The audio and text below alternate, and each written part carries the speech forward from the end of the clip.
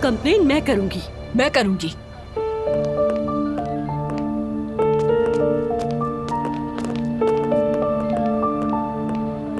नायला, तुम ठीक हो? मुस्तफा, मैं बहुत डर गई थी। क्या हुआ है? बाबा जान, आप भी आ गए? खवातीन ने कैफे में झगड़ा किया था। बाबा, इसने मुझ पर हमला किया। झूठ क्यों बोल रही हो? ये मेरे कुत्ते की आवाज से तंग हो रही थी तो मैंने कहा कि कहीं और जाके बैठ जाओ। उसके बाद ये मुझसे लड़ने लगी। आप ठीक कह रही हैं मोहतरमा, हमारी बेटी जरा जज्बाती है, इसने गलत समझ लिया। लेकिन बाबा, इसने मुझे बुरा भला कहा। बस करो नायला, बात खत्म करो। आप दोनों ही को गलत फहमी हो गई है। चलो उठो और आपस में सुलह करो। अदालत कचहरी वगैरह की कोई जरूरत नहीं। आखिर हम इंसान हैं, गलती हो ही जाती है। ये तो आप समझदारी से बात कर रहे हैं, वरना मैं छोड़ने वाली नहीं थी इसे बिल्कुल भी।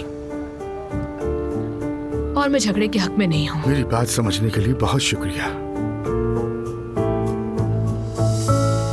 चलो बेटा।